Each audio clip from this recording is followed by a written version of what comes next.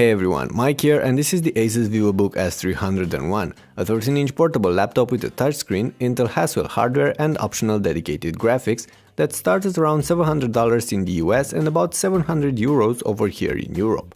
But is it something worth looking at and eventually buying? Well, that you'll find out from this video, so let's get going. For starters, let me tell you that this is a fairly sleek and sturdy machine. It's not really as thoroughly polished as some of the premium ultrabooks you can find these days in stores, but for the money, it's definitely good enough.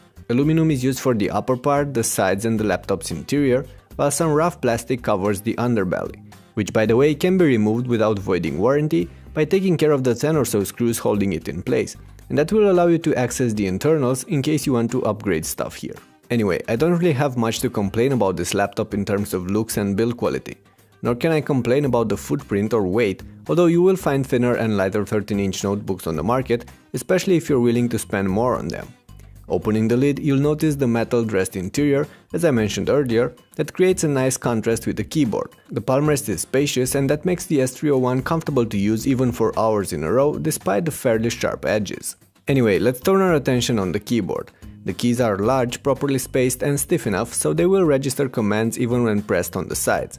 At the same time, the rather shallow travel is something you will have to get used to, and there's no backlighting if you care about that. The layout is alright, with one exception.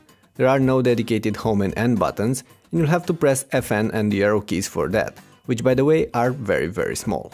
As for the trackpad, it's smooth, properly sized and most of the time accurate, although I did find it somewhat oversensible, but that can be to some extent tweaked from the software. It supports all kinds of gestures, including those characteristic to Windows 8. And then there's the screen.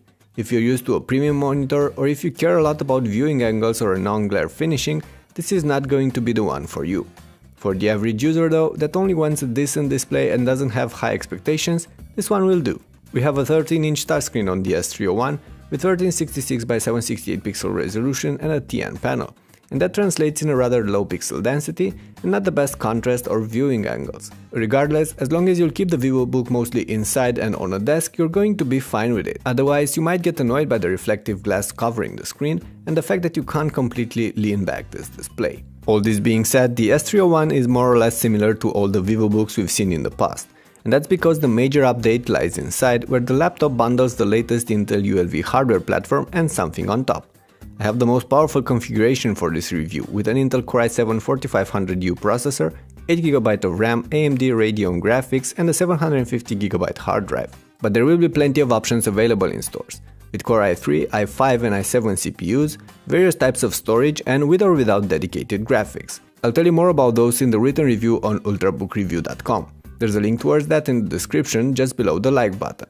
I'll also have some benchmark results and a couple of other details in there, so you should definitely check it out. Overall though, the S301 can handle all sorts of tasks, from everyday activities like browsing or editing documents to playing movies and games, and I'll tell you more about gaming on this Vivobook in a different clip. The good speakers definitely help with the multimedia experience as they are punchy and clear. On top of that, you can adjust the sound output via the included Audio Wizard app. In fact, ASUS does bundle a bunch of pre-installed programs on this laptop. Some can be useful, but most of them are what we call crapware, and should be uninstalled if you want to speed up your device. Speaking of that, the 5400 RPM hard drive without any SSD caching is a major bottleneck for this version of the S301, so if you do end up getting this laptop, you should definitely upgrade it. The laptop runs fairly cool and quiet most of the time, although it will heat up when really pushed. There is a fan inside and you'll always hear it spinning, slower or faster based on what you're doing on the computer. The air is sucked from the bottom of the device and then blown out through the grills behind the screen's hinge towards the user. Connectivity-wise, the Vivobook S301 offers all the things you might expect from a laptop of its kind. There's wireless and Bluetooth, while on the sides you'll find 3 USB ports, an Ethernet connector, a card reader that can't completely fit a regular SD card, and HDMI video output. VGA is missing, but you can use adapters if really needed. I should also mention that the wireless performance tends to drop fast when getting a bit further away from the router, with 4 rear walls in betweens. At 10-15 feet away from the router though, with no obstacles, the S300 performed flawlessly. At the end of the day, Haswell is more about efficiency than it is about performances, and the S301 I had here proves that. With average daily use that included a mix of browsing, chatting, watching movies and listening to music, all with Wi-Fi on and the screen at 60%, I was able to get about 4.5 hours of life on the S301. That doesn't sound great, But don't forget that there's only a small full cell 38Wh battery on this machine, and on top of that, we do have the most powerful configuration here, with the Intel Core i7 processor and the dedicated graphics. The Core i3 or i5 versions without the graphics should do significantly better. But of course, all this won't stop me from concluding that ASUS should have squeezed a higher capacity battery on this machine. All in all, the ASUS Vivobook S301 is a good 13-inch laptop.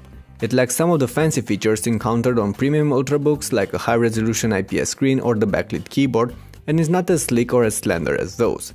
But it doesn't have any real deal breakers either, and with prices going between $700 and $1,000 at launch, I'd say it offers plenty for the money, especially since it is one of the few 13-inch ultra-portables packing dedicated graphics. The S301 is not without competition though. The Lenovo IdeaPad U330 or the Samsung Series 9 Lite are just some of the newer ones, plus many of the Ivy Bridge mid-range ultrabooks that sell for as little as $600 these days. At the end of the day, if you want a fast and solid 13-inch Haswell laptop and don't have a lot of money to spend on it, the ASUS Vivobook S301 is for sure an option to consider. But if Haswell or the graphics are not at the top of your list, you will find more affordable alternatives out there, or sleeker ones that pack extra features for the same kind of money. Anyway, that's about it for now. Thank you guys for watching, and if you have any questions about this laptop or other ultra portables in general, leave them below. And also check out the reviews, the guides and the comparisons at ultrabookreview.com. And of course, don't forget to hit the thumbs up button if you enjoyed the clip. Either way, thanks again, and I'll see you in the next video.